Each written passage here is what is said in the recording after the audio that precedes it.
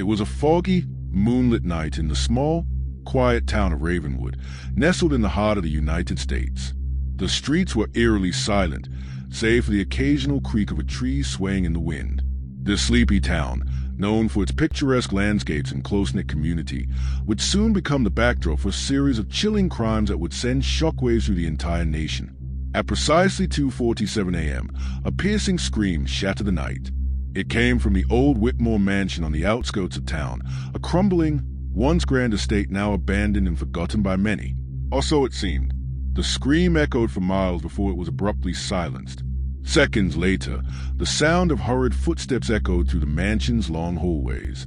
Inside, a gruesome crime was unfolding, one that would baffle investigators, haunt the memories of those who knew the victims, and leave a trail of unanswered questions that would remain for years to come.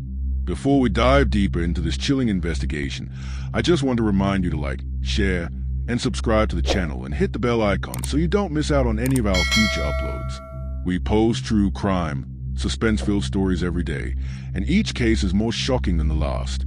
If you're new to the channel, be sure to catch up with our previous videos to immerse yourself fully in these gripping tales. Now, let's jump right back into the story. The Whitmore family had always been an enigma. Wealthy, reclusive, and a subject of local gossip for generations, they had lived in Ravenwood for decades. But as the years went on, the Whitmore legacy faded into obscurity, and the once vibrant estate fell into disrepair. That night, just hours before the scream echoed through the mansion, 47-year-old Eleanor Whitmore, the last living member of the Whitmore family, was found dead in her bedroom. Her lifeless body, lying face down on the floor, was discovered by her longtime housekeeper, Mrs. Cartwright, who had arrived to check on her early that morning. Eleanor's body was cold to the touch, and a deep gash ran across her throat, an obvious sign of foul play. The police were called immediately, and detectives swarmed the mansion. As the first officers arrived on the scene, they were greeted by the chilling sight of the mansion's once beautiful walls now covered in bloodstains. Eleanor's belongings were scattered across the room, as if there had been a struggle. The open window allowed the cold air to flood in, but there was no sign of forced entry. The housekeeper was in shock, unable to provide any meaningful information. Detective Marcus Grant, a seasoned investigator with a reputation for cracking tough cases, was assigned to the case. He quickly took charge of the investigation and began combing through the mansion, but nothing about the scene made sense. The housekeeper, Mrs. Cartwright, was the only person with a clear connection to the deceased. Her statement, however, seemed rehearsed. "I've worked for the Whitmores for years. Detective, Eleanor never had visitors. She kept to herself. There's no one else I can think of who could have done this." The investigation was slow to take off. The only clue found at the scene was a peculiar note written hastily on a scrap of paper. It read, "The truth lies beneath the surface." The cryptic message raised more questions than answers. Who had left it? Was it a clue from the killer or a strange coincidence? Detective Grant wasn't sure, but he couldn't shake the feeling that there was something deeply unsettling about this case. Eleanor had been known for her eccentricities, but she wasn't the type of person to make enemies. Or so it seemed.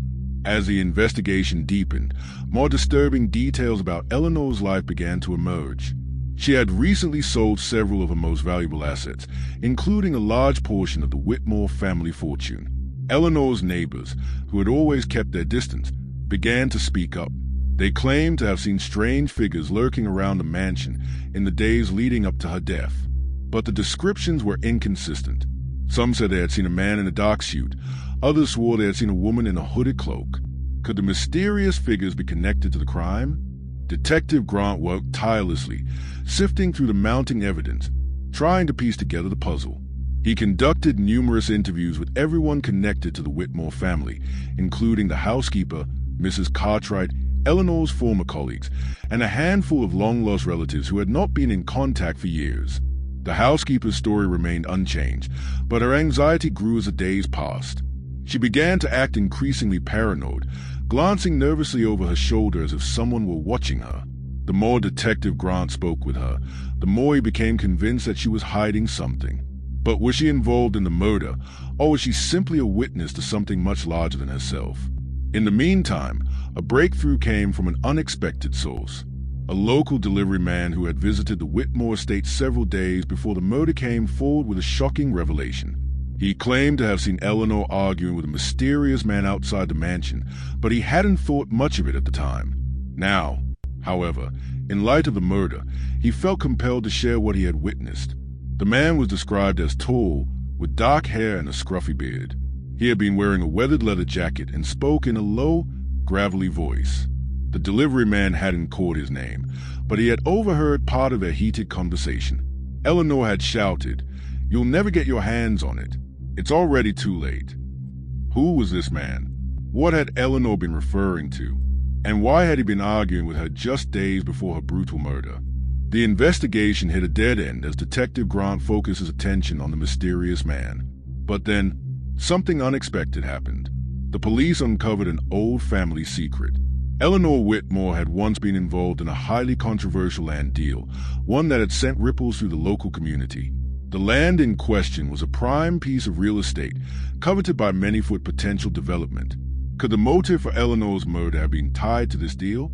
A new suspect emerged, Gregory Blackwood, a distant cousin of the Whitmore family who had been cut off from the will years earlier due to a dispute over the land. Gregory was a known businessman with a checkered past, and rumors had circulated that he had been trying to buy the Whitmore property for years. He had always claimed that the land rightfully belonged to him. But as Detective Grant dug deeper into Gregory's background, he discovered something that turned the investigation on its head. Gregory had an alibi for the night of Eleanor's death. He had been in a completely different state on business. Could he have orchestrated the crime from afar, or was he being framed? As the investigation continued, the questions only multiplied. What was the true meaning behind the cryptic note left at the crime scene? Had Eleanor's past come back to haunt her in the form of the mysterious man, or was there someone else lurking in the shadows? And most troubling of all, if Gregory Blackwood wasn't the killer, who was? In the final weeks of the investigation, Detective Grant uncovered a series of coded messages that appeared to have been sent between Eleanor and an unknown individual. The messages spoke of a hidden fortune, one that had been buried beneath the Whitmore Mansion for decades. Was this the key to solving the case? Had Eleanor been killed for her knowledge of a long-forgotten family secret? As the years passed, the case of Eleanor Whitmore's murder remained unsolved. The mansion was eventually sold off. The land developed into a new luxury neighborhood. The crime faded into the background, overshadowed by other sensational cases that gripped the nation. But the questions remained. What had happened to Eleanor Whitmore? Who was the mysterious man she had argued with, and why had he killed her? Was the hidden fortune real, or was it just another myth passed down through the generations? Though the investigation was officially closed, the story of Eleanor's murder lingered in the minds of those who had followed it. Detective Grant, now retired, still pondered the unanswered questions. He would never know the full truth. Do you think Eleanor Whitmore's murder was about the hidden fortune, or was there something even more sinister behind it? Who do you think was behind the chilling crime, and why do you think justice was never served?